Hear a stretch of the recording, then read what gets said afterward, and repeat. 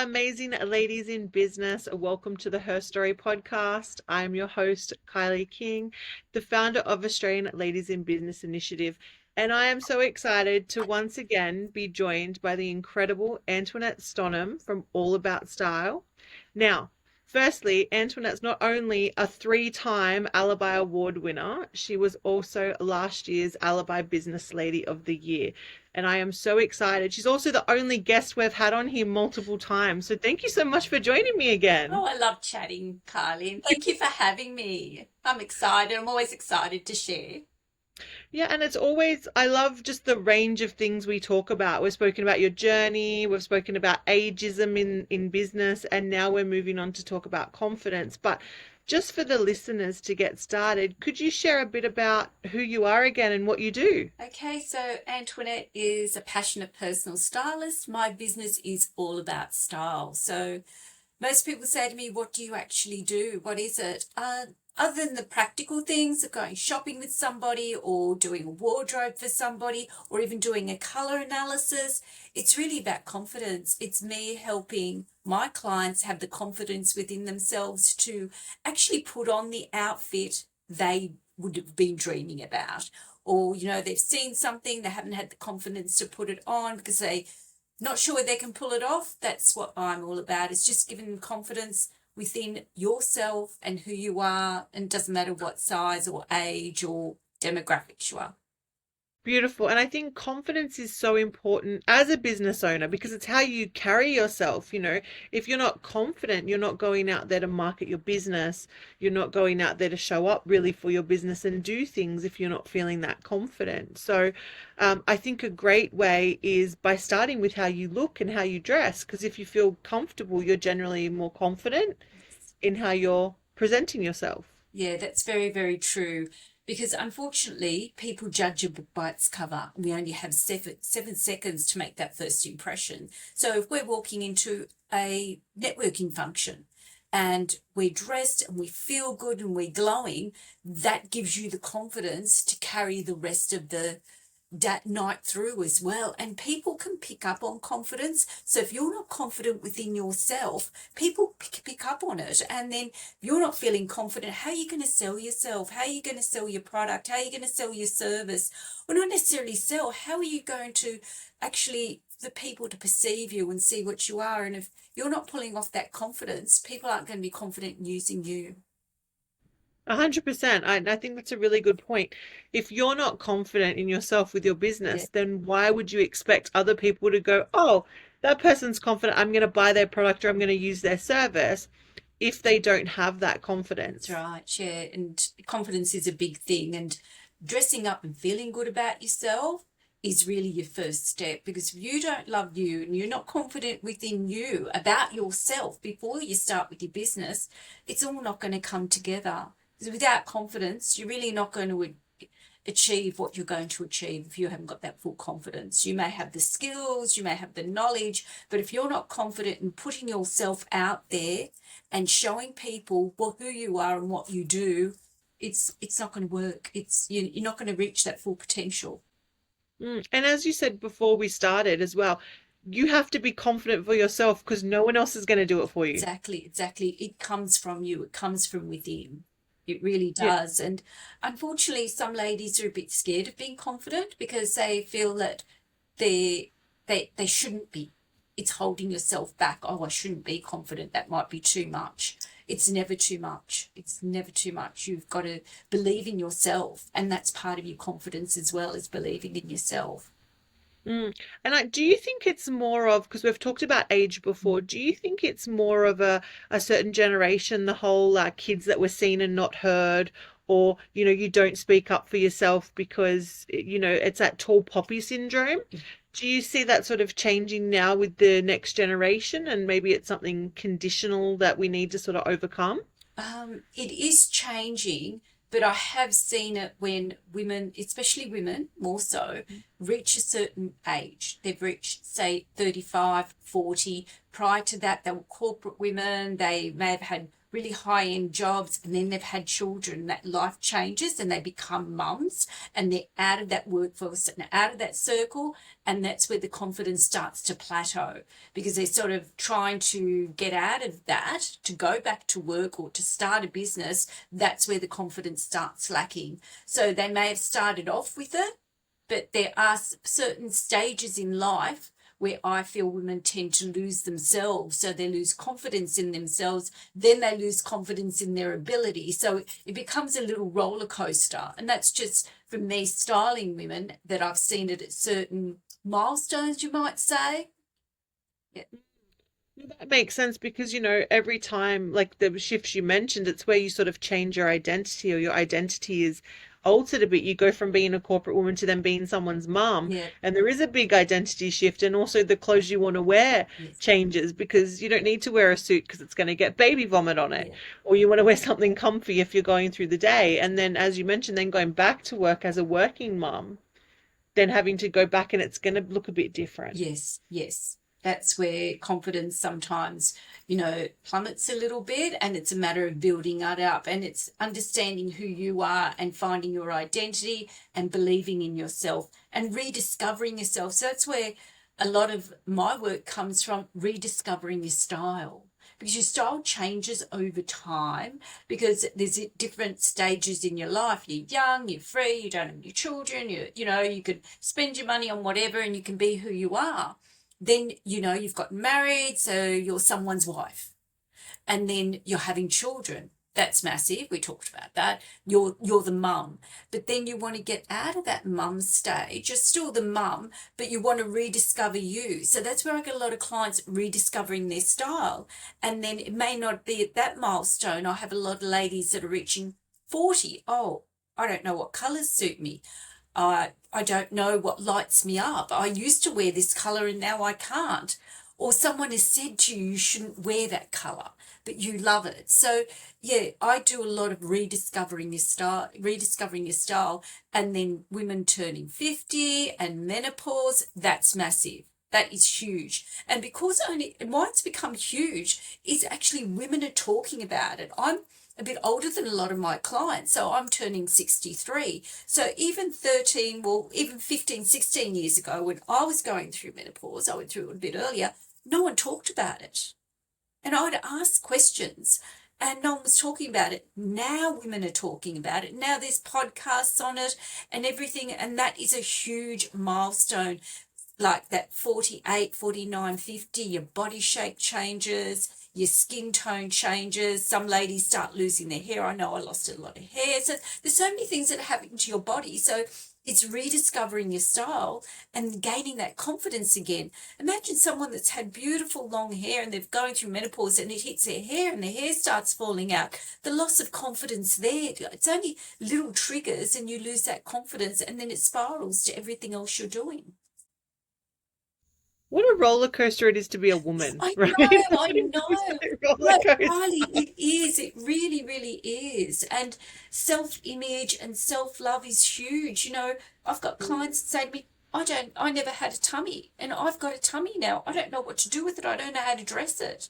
And I've got ladies saying to me, I didn't have curves. I've got hips and I've got boobs now and I've got curves. What am I going to do with these curves? How do I dress them? I'm used to being straight. So, yeah, it's a big thing, and it's body image and confidence, and you don't have confidence within yourself. How are you going to carry it on to everything else you do? Mm. And as you mentioned before, it ebbs and flows. It's not you have to be turned on confident all the time. It ebbs and flows through different stages and different feelings. And I think that people tend to forget that confidence is a practice. Yeah. It's not like you can just go, oh, I'm just confident all the time. You get more confident as you practice. And one of the things is if you have a good foundation, like you said, feeling comfortable in what you wear and how you portray yourself. But I know people that aren't even confident to go shopping because they don't know what they're going to encounter, or they know they're going to end up in that room crying, in the change room crying, or they know something's going to happen. So they don't even have that initial confidence to get the foundations right. Yeah, that's so true. It is very, very true. And it stems back to self-image, self-love, knowing yourself. And when you're younger, yeah, you can throw whatever you want on and it's going to look fabulous. And you can get away with the skirt halfway up your backside or your plunging necklines and things like that. So, and we have to adjust with that. And we have to realize as we get older that we're not going to be like we were when we were 20. You're not going to look like that. You aren't going to be able to put a dress on. I had a client say to me, and actually she's quite a friend, and she says to me, but I used to be able to go into Maryvale and all those stores back in the day and put it on. I said, yeah, how old were you? Like, she's a little bit older than me. She said, oh, maybe 25, 30. I said, and really? I can speak to her like that. I said, really? And you think that it's going to be that easy now? I said, yeah. I said, we have to work at it. You've got to find things that are going to work for you, and you're going to have to accept that this is me now. This is how my body shape is. This is my skin tone now. This is my hair now. I might have to fill my eyebrows and I didn't have to fill them before. I'm wearing glasses and I didn't have to wear them before. There's so many little bits and pieces that contribute, that can pull that rug from underneath you. And then sometimes it's not you. Sometimes it's the people around you that pull the rug from underneath you. And then you have to climb that ladder and get back into that confidence mode again. So confidence is a huge thing. It can come from inner you, but then you've built it up and someone's just ripped that rug from underneath you and you're 20 steps back. I did hear a phrase once that was said, 80% of the stories we tell ourselves are actually from external noise. Yes. So a lot of the stories we think, oh, I'm not going to wear that color, or I don't look good, or I'm looking like I can't wear jeans, or whatever it is in regards to clothes, has come from things like social media or outside media or family or friends just making like a small comment, whether it was like a whether they meant it in a nice way or not, and we've just taken the negative from that, and then we no longer wear jeans, or we no longer wear certain colors. So it is, as you mentioned, it is the people around you, and also to check in, and if they say something, does it resonate with you? And if it doesn't, throw it in the bin. Exactly. Like, it's even when you chat to someone and you're going to someone for advice, and it could be a professional person you're going, take out what is relevant for you, as you said, because what they say isn't always going to be relevant to you. Use that and don't think about the negative side of things. Don't dwell on the negatives. Don't dwell on the past. Like, I have so many ladies as well that come to me. The rug was ripped from underneath them when they were at school. I've had young women that come in their 30s and mid-30s. Oh, I can't wear shorts above my knee because I've got big knees. And I look at their knees and they really haven't got big knees. But someone back when they were 10 or 12 or going through puberty said to them, oh, you've got ugly knees, and they've been hiding their knees. So it's as little as that. They've travelled all this time and they don't show their knees. And these are tall, good-looking women. And it would have just been something, what 12-year-olds are like. They'll just say anything to hurt you. Yeah. Things it's hard, but you've got to pull them out of your head and you've got to look at who you are. And so many women find it hard to look in the mirror. You need to look in that mirror. You need to look at your body shape. You need to see how your clothes are falling. Like, I'll say to some ladies, well, tell me, like, I might be doing an online styling session, so I haven't met them or anything like that. And, I'll say to them, tell me a bit about your body shape. Tell me how the clothes sit on you. Do you wear straight? Do you wear flare? Oh, I don't look in the mirror. I don't have a full-length mirror. And you really need to. I know it's hard. I know some people don't want to look in the mirror, but it's really hard to. But once you start accepting that this is me, I'm not this person, I'm not that person, this is me, it makes such a huge change. It really does. Do you have any tips on how you could slowly start to embrace the mirror, maybe? Yeah.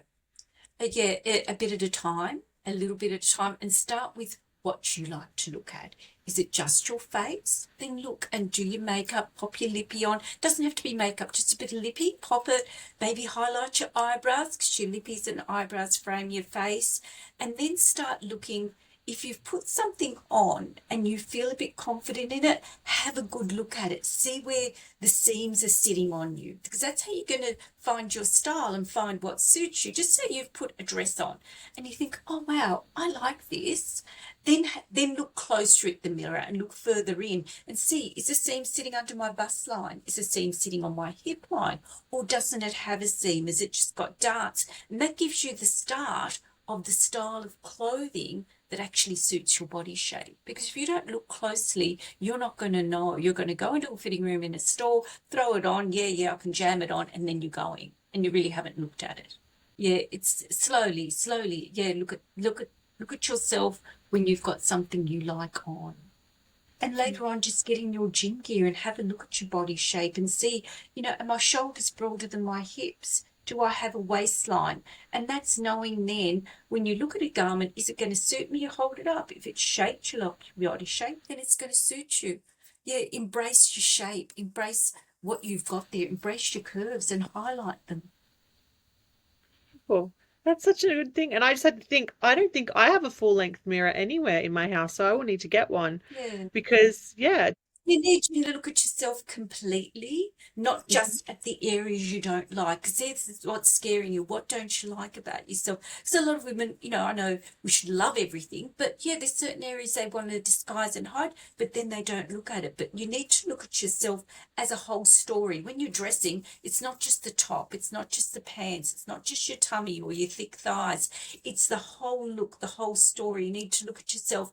My hair, my lips, my necklace, where's a waist? Do I need a belt, or can't I wear a belt, or don't I want to wear a belt? And then your shoes. So if you look at yourself whole as a story, it makes a big difference than just focusing on one specific area. And I think the fact that you said starting it at home is so important because it just dawned on me, like if the only time I'm looking at my body is in a change room mirror, it's that added confrontation, not of just like what the clothes are, but actually then looking at everything all at the same time and going, oh, okay, this is how my body fits. This is why. Oh, I didn't realize there was that bit there, or my body did this. So it's also that added confrontation. So if you're doing it at home, you're in a nice, safe space, a nice, calm, safe space, and then you can go out and venture into changing room mirrors. In change room mirrors, they're very daunting. I don't like them. There's some that I know are distorting and the lighting's bad and it's crammed and you get a little bit sweaty and you're trying to change and then you're just over it. Or you pick something that you can't even get over your head, or you're trying to put it on this way. Yeah, you're over it. It's frustrating. It's stressful. But yeah, I think if the practice starts at home, like you said, you're in your own safe space, make a bit of me time, try things on, have a look at them, and have a look at them as a whole. So we talked about trying stuff on, but as we know, with business changing and evolving, it's going very much into online space, so Yes. into online retail. Do you have any tips on how you can effectively shop online? Okay, online's really hard. Because it depends on what type of person you are. I'm a fairly touchy person. I need to look at the fabric. I need to look at the seams. I need to see how it's stretching. So when you're shopping online, you're just seeing the model wearing it and you're flicking it, shows front and back. Then they're asking for measurements. They never run by those measurements anyway. The measurements are usually quite generic. So if the only time I would say to my clients is shop online is if it's a brand. So I stick to, like when I'm doing my online shopping with my clients, my remote clients, I stick to certain brands that I can feel and touch. And I'll go out, before I do an online shop, I'll go out and say go to Q or Witchery or City Chic or something like that is available in a shopping centre that I can actually feel, touch, have a look at the length and that. Shopping online's really difficult. It's hit and miss. I see a lot of stuff where I go and do a wardrobe edit. I bought this online, I bought this online, I bought this online, I bought this online. I can't wear it. What are we going to do with it? I didn't have time to send it back, or I got it so cheap. Buying cheap doesn't always work. If you're building a wardrobe or a little capsule wardrobe, my tip is to spend your money on your good basics. Like it depends. Basics are different for everyone else. Okay, some ladies love pants, so that's going to be a basic. Some wear jeans, that's going to be a basic. Some love blazers, some love shirts. It depends your basics are different to everyone else. I'm a dress person, so I would spend my money on a couple of really good dresses and then a jackets and blazers to go on top or to be able to layer underneath. Whereas I've got clients that are real pants girls. So we do mostly pants. We do 3 or 4 different pairs of pants, really, really good ones. And then we top up with the tops, maybe not so expensive, but they're their basics. And then if you need a coat, if you need a jacket. So each capsule wardrobe is different to each person because each person's lifestyle is different, their personality is different, and body shape and everything else. So online shopping, I prefer people to go out and feel touchy, even if you have to pay that little bit more, or if you felt it, touched it, and then to go out and try, because you need to try the style on in the stores to see where that style suits you. So when you're looking online, you know what you're looking for. You're looking for something that's got seams in it or something that hasn't, the length of the garment, the length from the shoulders to the waist and from underarm to waist. There's a lot to getting it right. And pants, well, pants are quite difficult to buy online, I feel anyway. Well, yeah, because every sort of company has their own different size. And you may think you're like a size 18 in something, and then it's a size 26 in one Yeah. store or a size 12 in another. And it doesn't, even though we have these size structures, Yeah. they're all over the place. Exactly. And the length of the garment. Some come in there, someone really tall, she thinks she's getting full length and it's 3/4 length, or someone short like me has to cut a meter off the bottom and then it's lost its shape. Yes. Yes. Whereas, like, for example, with my daughters, I can just go, oh, they're 8 and get them size 8 clothes and we're done. And it's nice and easy. But us as women, and we're a different body shape and different styles. So I would say if you're going to shop online, know what styles you're buying, know what suits you, and really look at the model. Have a look at where the seams are on her, and then it'll have her height. Then you'll know in proportion what your height is compared to hers, and if that seam is going to sit properly on you where. And if they say a high rise, have a look at the model, see if it's sitting up high, if it's a pair of pants, and then have a look at her height in comparison to yours. So it's a little bit of homework. Once you've got a brand that's working for you, then it's safe to start doing it that way online. So when you're talking about confidence and shopping, the ALIBI Awards have now launched. Is there any advice you would give to anyone that might be umming and ahhing about not entering or not putting themselves forward? Oh, wow. If any awards, start with the ALIBI Awards if you haven't entered anything. It's a safe space and it helps build the confidence so much. It helps elevate your business and have a go, back yourself. And the process really helps as well because it makes you look at your business. Those questions that are asked are amazing because they make you look at what you've achieved, look at what you've done, and then it helps you maybe better something. You might think, oh, wow, I should have did better in that question. I can't really answer it. I'm not happy with my answer. But then you know what in your business then you can do better or what to look at, what to focus on. And it helps you, gives you confidence. Just filling the entry form out gives you confidence. And being part of it's amazing. It's a fabulous night. It's nice to dress up, network with other women that you've been online with, and watching everyone else achieve. I love watching everyone else getting an award and seeing the look on their face and other women with them and the support. There's so much. No, if you're thinking about it, definitely do it. Whether you're first or second year in business or whether you've been in business for a long time, go for it. So what would you recommend they wear for the awards night? Oh, look, for me, it's a formal night and most of us wore a nice long dress and if not, nice flowy pants. So yeah, just take the opportunity to dress up and do something you wouldn't normally do for yourself. Make it a me night. And yeah, hair, makeup, lippy, all the women looked absolutely beautiful. I'm sure they feel the same. It's an opportunity to dress up, to do something that you wouldn't normally do for yourself. Yeah, I'd say dress up. If you've dreamt of a colour or a gown, go for it. Go try it on. Go try a heap on and see. Yeah, go as sparkly as you need to. Yeah. Go in any like big princess dress if you need to, like whatever you call it. And I feel the best is, and if you need to, reach out to Antoinette and she can help dress you because I know that she saved me and a couple of other ladies from the tears in the change room by just, booking in a session and going, okay, Antoinette, we need a dress or we need an outfit for the awards night. Can you hook us up? And you were able to do that. And you can do that online, or is it best I, in I can person? do it online, like if they're remote and that. Yes, Beautiful. we can do it online. Beautiful. So anywhere in Australia, which Alibi is all around Australia, so anywhere in Australia can book in with you, Antoinette. That's right. Yep. My online styling. Fantastic. So where do we stalk you? Oh, you can find me on Facebook. You can find me on Instagram. I have a website, allaboutstyle.com.au. And also now my latest project is my YouTube channel. So you can find me on Yay! Antoinette Stonham. And I've got my YouTube channel started so that I give little shopping tips and hints on that too.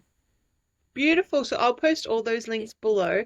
Thank you so much for joining me and talking about confidence and, how to just start to feel more comfortable with what we're wearing and how we present to the world. Thank you. Thank you for having me, Kylie. It's always amazing chatting with you.